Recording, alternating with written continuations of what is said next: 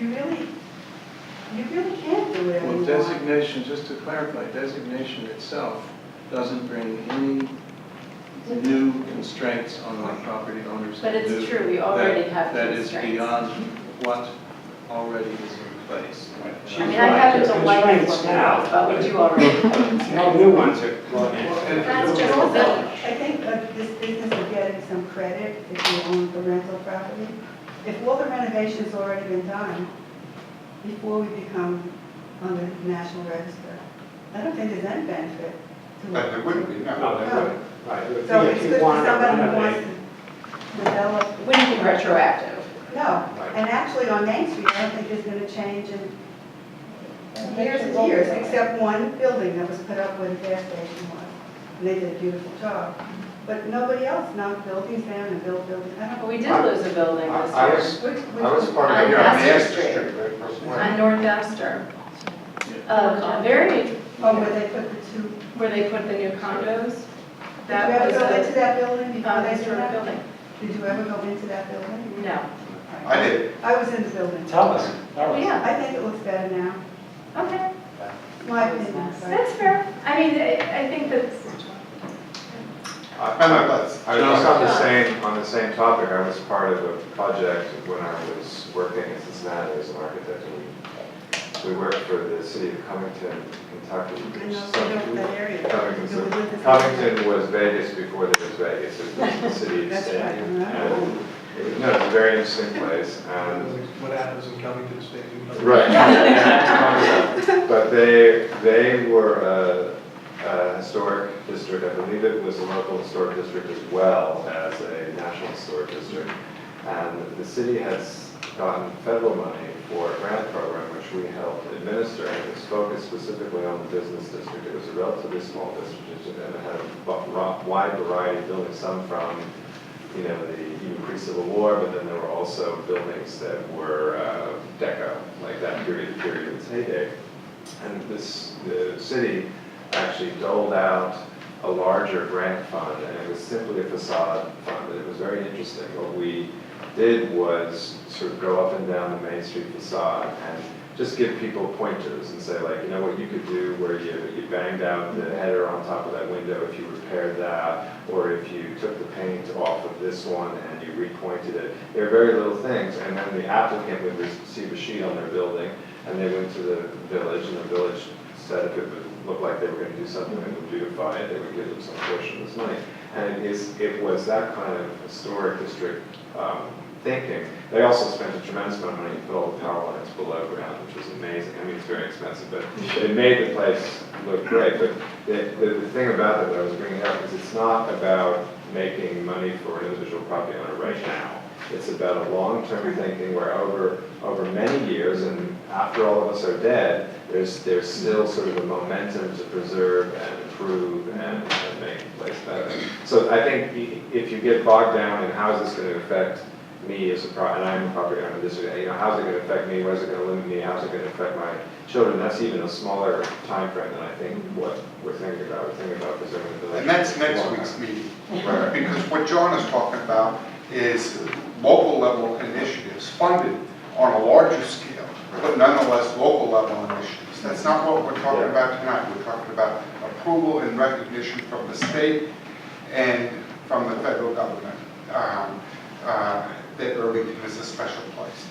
Next week, then we're going to begin to talk about the ramifications of local involvement, what the local municipality can do, and how we can do the advantages and the disadvantages that do come down specifically and relate to each and every one of you, one way or another. And therein is where the quote-unquote horror stories of historic districts lie. They can be very benign guidelines or very strict guidelines and all that, but nonetheless, that's a community decision. The issue before us now is to understand what the process is for having us declared by the state and the Office of Historic Preservation as a historic district. That's it. Then the other stuff. But we started, it was maybe 10 years ago, we had a meeting about this. Yes. And I'm wondering why so many people are reluctant and it was a much larger meeting, remember that meeting? Many people really, maybe because we didn't really know about it, but a lot of people didn't want it. That's why it's taking so many years. But a lot of So my people question did want it, a lot of people But did why- want it too, based on, I have to clarify that point too, based on a thorough survey that was taken among all the people in the designated district. The majority of them were in favor of listing on the state and national register. Again, that had nothing to do with what any kind of local protective laws or guidelines might have been. That's a whole other So if process. everybody, so many people wanted it, why didn't it happen then, all those years ago?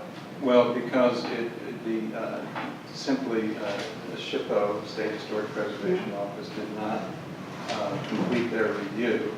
Time passed, and it was a different process than what the committee did in those days, was to make a recommendation to the village board, and the village board was supposed to continue to conduct meetings like this and reach consensus on the part of the owners in the district, and that never happened. So, I mean, it just kind The of ball was dropped.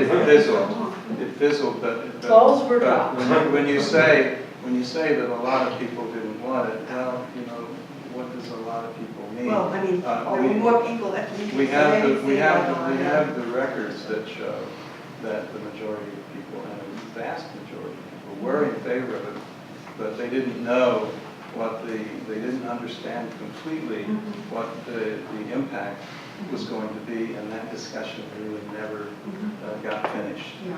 And that's what we're trying to do here. You can have historic designation on the state and national level and have no local laws for protecting the character of the village whatsoever. It is possible. I realize I'm asking you to jump the gun a little bit on this, but since the devil is in the details of that next stage, can you talk a little bit about that process? How it works in terms of getting consensus on what the guidelines are?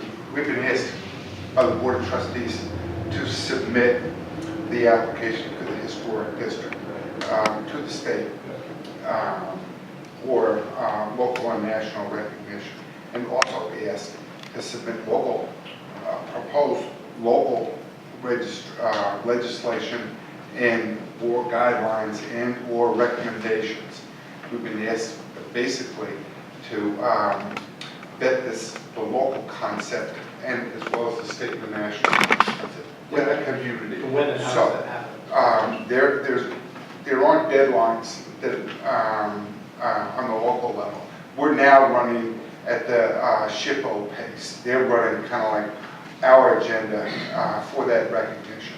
The local initiative is just part of the momentum because exactly what you said.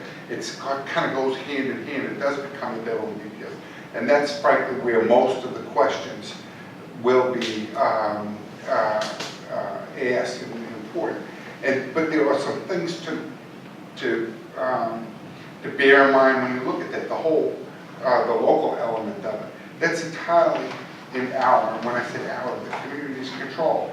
And it has to do with what this committee recommends to the Board of Trustees. And then the Board of Trustees has to hold public hearings. They will hold discussions, obviously, and public hearings on what we recommend. Hopefully, we can recommend, a fair and accurate feeling from the community. But then their job is to pick up the ball and run with it. So the first step is that we're going to hold a work session on the 24th at 7:30, which is next Wednesday. Here. And that's going to be the first step, and we really welcome anyone who's interested in this process, especially people who have concerns, to come, because that's going to be really the first community, it's going to be really a work session. It's not even going to be this formal. It's going to be people sitting down and really talking about throwing around ideas about what they'd like to see within a particular structure, but what they'd like to see in terms of guidelines. And I think that there are a lot of sort of exemplars out there, and that's one of the reasons that we wanted to look at those districts, is to see what the range is in terms of restrictiveness versus openness and flexibility in terms of possible guidelines that are available to us. We don't want to start from scratch. We also have as a basis for beginning the conversation the original guidelines that were produced X number of years ago by early Andy's committee. So we'd like to sort of take those though and get community input and begin to tweak them so that they really reflect the will of property owners and residents of this district, and take into consideration everybody's concerns and desires. It's interesting to know, there are guidelines in this community, there's a process in this community when any exterior modification is done to a building, whether it be in the downtown area or elsewhere. After you go to a planning board, if you're required to go there, or the zoning board, if you're required to go there, then you come before the architectural review board. And the architectural review board's job is to examine the application in the context of the neighborhood. And therein is the difficulty. There are no guidelines. You, as an applicant, don't know what to present, what any kind of community standards are. You spend months and months and months in various committees and hearings and things like that. Then you come to the ARB, and you have 5 guys sitting up there, or 5 members of the community sitting up there that are trying to determine the appropriateness of your application. The question is, in something like this, would it be good, particularly in this area, to have some sort of guidelines that everybody can see, everybody can look at, and the architectural review board doesn't have to be more arbitrary in their interpretations. You know, there are these guidelines that everybody can operate with. So I think that the biggest danger in that regard is not having these guidelines. That's the big slippery slope. Whereas you have something that's out there in the public, developed by the public, requires trustees to be modified and things like that. Everybody's on the same plane here. We're all looking at the same thing. We all know what to do, so to speak. And Andy, I think it's worth saying too that if we were to implement any guidelines, which again is a completely separate process from historic district designation by the state or national, if we were to do that, it would not create an additional layer of approvals. You would experience the same process for making applications to the architectural review board as you do now. It would not change in that regard whatsoever. And our hope is that you wouldn't, spend 6 months working on a plan or working with an architect and spending money and then go up before the board and find out, oh my gosh, this is somehow not considered appropriate within the context of my neighborhood, which is something that can happen now. So, if anything, we'd like to hopefully, streamline that process and make it more efficient. And you as the community may spend 2 years developing any kind of guidelines before it goes to the village board for approval or implementation as legislation. Again, it's important to see that as a separate process from our nomination for historic designation from the state convention. Community-based. Yes.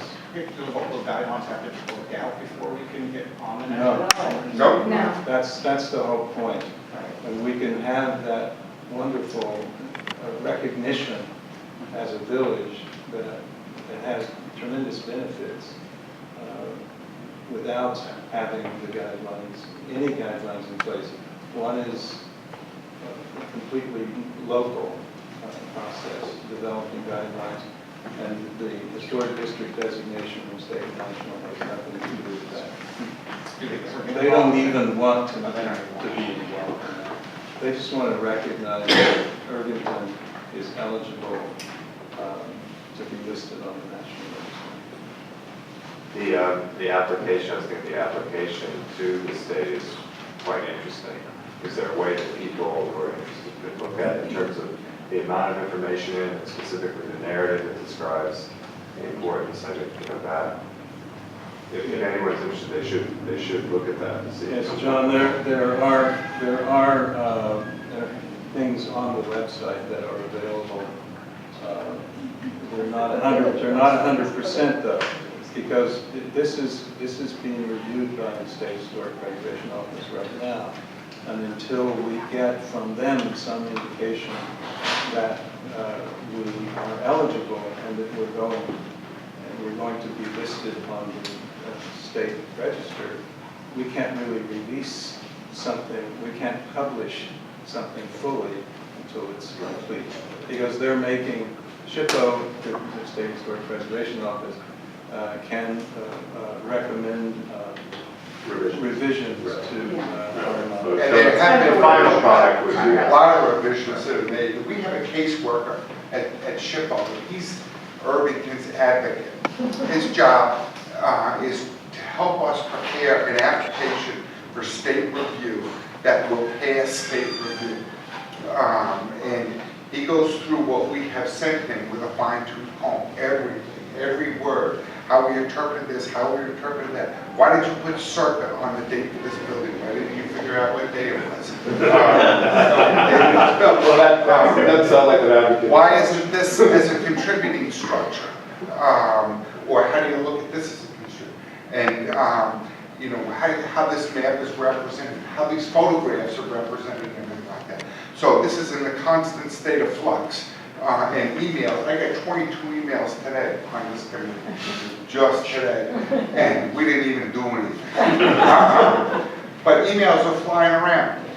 When this all gets said and done, everybody's going to be able to look at what we declared as our narrative, why we're worthy, right? And what the state and this committee agrees are contributing structures and places in the community or in the proposed district, and what are non-contributing, and a history of the contributing mostly, sometimes even the non-contributing.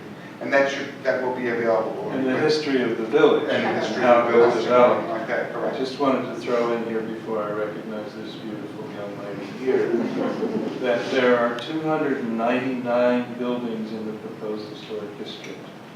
Among those, 239 are considered contributing to the historic character of the village. Just to show you, as an example of how rich we are with our architectural resources. And 4 of those buildings are actually listed on the National Register as historic landmarks. And then we're surrounded by other national landmarks. It's really amazing what we have here. This young lady right here. So whenever I talk to people about this in the community, there's a common question. Why do we need this? And the 4 of you have worked so hard to put this before us. 15 of us. And the 15 others. So if you could, each of you, I think it would really help everybody, if each of you could say, as your own individuals, representing your community, you all live here, what is it that each of you feel so strongly about creating an historic district here? Why do you think that's important? I'll go first, community pride. Boom, right there. Yep. That's a powerful, powerful thing. That hits you the most. That's, to me it is, yeah. People need to know how special this place is. Once they realize how special this place is, then they're going to think about what we're going to do about leaving it to our children and our children's children. Are we leaving it special to them? And unless we pay attention to this, the pages will turn and it won't be as special. That's my motivation. That's 10 years of motivation. Where are you, husband? I love the architecture, I love the history of the village. It was one thing that attracted me when we moved here 25 years ago. And it hurts me to see any threats to the that historic character of the overall village, not just my little house, but just the character of the whole village. And I can see how there could be benefits like supporting and enhancing the commercial district down along Main Street. And how there could be more tourism, and there can be property values increased. Those are meaningful benefits, I think. I would say that one of the things I've always noticed about Irvington is Irvington is really kind of a diverse place. It's almost an amalgam of a bunch of different communities. But the one thing that I have always felt that we all have in common is that we all want to conserve the village as it is. And I think that that's not necessarily typical. If you go to other villages, there will be really strong forces for modernizing or developing or creating more development, and then other people who might want to preserve. But I feel like in Irvington, we really share that in common, and we all really value that, and we can that's one thing we can really get on the same page about, is keeping this place special. And I do think that we don't really have much protection in place to do that. I think in a way we've lucked out by having a village, where we don't connect directly to any cross-county or east-west roads. And I think in a way, because of where we're located and are being a little bit out of the way, we've been lucky. And maybe because we don't have enough parking, we've been really lucky. But I don't think we can count on that forever. I think that slowly the character of the village could be chipped away. And I do think that that we have an opportunity to do something about that, and it doesn't have to be oppressive. It can be something that, like Andy said, is really pride-based. It's really positive. It's sort of like the examples John gave of giving people the opportunity to make their own decisions about what they want to do with their homes, but offering some kind of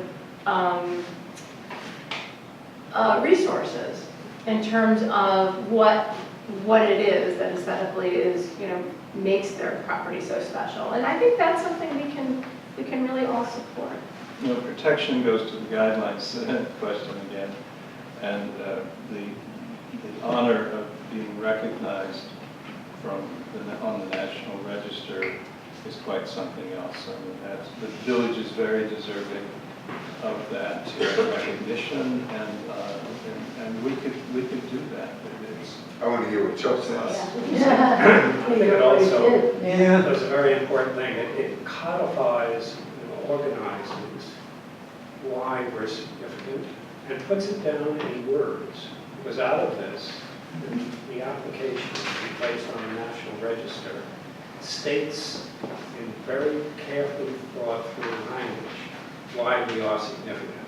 So a lot of us gave a lot of thought to that. Exactly what is it that is important? I've lived here for 60 years. So that's a thought that, as a thread, why that was important, why that is significant to be in this village, and what is it about this village that is so significant. The other thing is identification, because in that application, each building is identified photographically and historically. Was it built in 1913? Did it have its former changed? What was the original owner? These are pieces of information that enriches our experience. So the more we know about our environment, the richer our experience. As we walk up Main Street and we can think to ourselves, well, that's a 1892 building. It was lived in by so-and-so. It enriches the walk. And by us. We're part of the history. Yes. Become all part of We it. are. Now, I got a question for you guys. Oh, I'm sorry. I didn't mean No, to just one interrupt. minute. Go ahead. I'm sorry.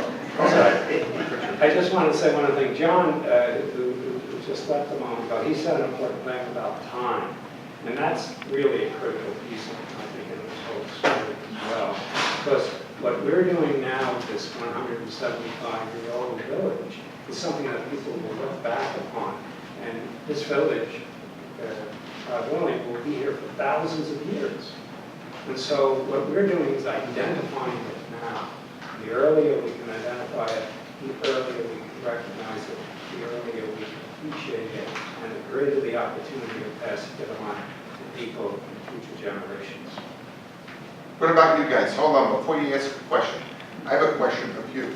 What is it that you think that's important about this village that deserves recognition from the National Register and the State Office of Historic Preservation? I think there's two things three things that nobody's mentioned. You kind of touched on it, saying it's a planned community. The people who planned this community lived in a different time than we do, where things like sitting on your front porch and talking to your neighbor were a part of life. And now the pendulum is coming full circle. And when you look at low-impact development and all of the latest things about walkable towns and the value of being connected to your community and not isolated in bedroom communities, it's all coming back to the way they planned this. And my point of view, which I say all the time, is when you look at the way this is planned, they put their houses close to the street, and what that creates is a sense of community, because we all sit out on our porch when it's 80 degrees and talk to the passersby, as this lady knows, because she's one of my passersby. And then we all have backyards that back on another backyard. So there's a green space that goes between all of these blocks, which I feel was very deliberate, and that's where the shade trees are planted. So if you're lucky, you have a nice shade tree in your backyard, so the back of your house is shaded from the 95-degree sun in the summer. And so you can actually sit on your back porch maybe for most of the summer. And so this is what we cannot lose. We cannot let modern, quote-unquote, Americans who want big houses and never go outside of the air conditioning to ruin the nature of this very livable, very intimate community where firefighters live next to Nobel Prize winning authors and their neighbors. And they would do anything for you. And if you get sick, they're going to help you. And if you have a snow day, you can go to Jordane's and get food. And it's just, it's the nature of, it's not just the buildings and what color you paint them and whether you put pink flamingos outside of them. That's important, and we all live or die together. There's all these pink houses in here. And if my house is the only skinny little house with no room between it and, you know, funny windows and everything else is a split level ranch, then my house has no value at all. It might have more value. Who has another opinion on why Irvington is worthy of state and/or national recognition? Frank? Well, it's just my own opinion. If you stand at the top of Main Street, look out at the river, you see a village that was here maybe 100 years ago. Not every building's the same, but it's the same image, and that image is locked in, and so you get a sense of history right there in the present moment. And that to me is really important. If you go to Washington Heights, my old neighborhood, you see tall buildings now, but Jumel Mansion is tucked in there, Audubon Terrace is there, Trinity Cemetery is there. There are all these other beautiful spots that at one time must have had that Irvington atmosphere. Now they don't. So you lose that sense of the history. Does anybody else have an opinion why we're worthy? Let me ask you, yes, Frank. Yeah, I just said, listen to the discussion. I think what is fascinating is that the notion of taking a breath after 175 years or whatever, and just recording the story in a way that is couched in, you know, current terms and understanding. But, you know, to me, I think creating that narrative is probably the single most important aspect. And then documenting the backstory, the buildings, the construction dates, you know, the unique features, so that there is something. So this is a lot of stuff, and I think it's very true that it's, whether or not there is regulation or not comes at some point, what will happen is that there's definitely a different sense of place that comes out of it. And maybe a sense of kind of a better understanding of the roots of the place, which I think could be great value. Joe said he can't for the life of him think why we wouldn't want recognition. Does anybody here have a good reason why we don't want this recognition? I mean, and care to share with us so we can figure it out? You know, this is what we're here to talk about tonight. State and national recognition as a very, very special place. Why wouldn't we want this? Any success in this effort is completely dependent on you, really. So then the question comes, and we can get out of here in a few minutes if there aren't a lot of other questions. What are we going to do to help this effort forward? And even more importantly, the meeting next week, which begins to talk about what happens at a local level, is really important. If we can get the state and we can get the National Register to say that Irvington is indeed worthy and worthwhile of recognition as a special place, what can we do to back that up at a local level to give property owners their rights and our children their legacy? That's going to be the question next week. And there is the devil in the details that you were talking about. And we need your help. Could this committee do it? Yep. We could do it. But then we don't want you all whining about this, that, and the other thing. Help us out. Let's get this right. So we can figure out what works for Irvington. That's what our mission is. That's what we need to do. Talk to your neighbors. Don't fear it. Talk to one of us. I have spoken with a few people about this. And I'm always so gratified that somebody expresses their concerns. So we can talk to them about it. But the fear of this slippery slope and all this is a local problem, not the state or the national recognition. It's the local problem, and we're going to fight that one next week, and you got to be there. For one, for the vote, is it per property? So if someone owns 3 properties, they get 3 votes? No. Well, It's If they're per distinct, property owner. per property owner. Each property owner gets 1 vote regardless of how many properties they own. Okay, thank you for that clarification. Yes. And is there any possibility that if this were declared, if the historic district actually went through, it would be easier for individual properties, if they so wish to get on the historic registry? The National Register, yeah. Yeah, that's a process. And actually, you know, at the Historical Society, we've been being around the idea of getting the Main Street School listed on the National Register. And, you know, that's a lot of work. But something like that would be worthy. But a direct answer to your question is, yes, when you're recognized by the state and when you're recognized by the National Register, you are special. And one of the little things that comes out of that specialness is there are funds available to the village, which aren't available to us now because of our demographics. We don't qualify for a lot of the demographics that the state likes to pass money out to as a special place, a historic place, a place that should be recognized. We do have some of those avenues available to us, but that's all in the future. That's not like a candy dangling in front of you. That's just one of those great benefits that come from being special. Yes.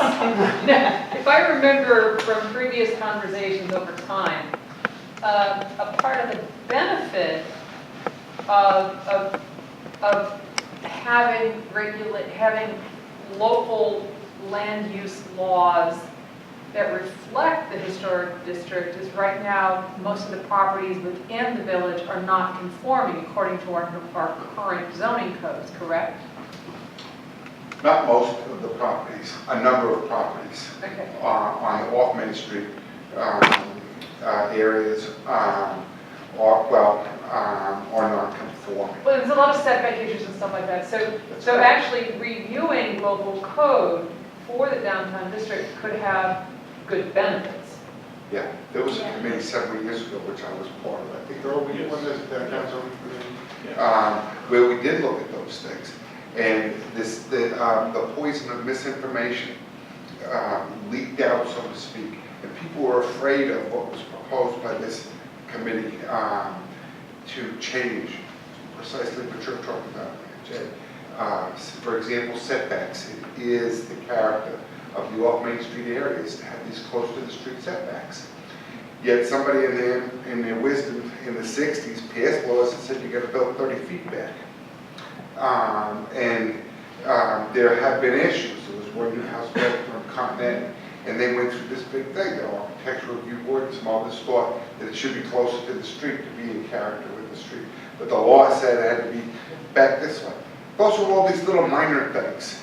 Hopefully, a good set of guidelines somehow or another developed can put everything on an even playing field, so to speak, so people can look at it and say, okay, this is what they want. This is what Another it is. important But benefit yeah. potentially is. That's big stuff. Frank? I have a question on the conforming and non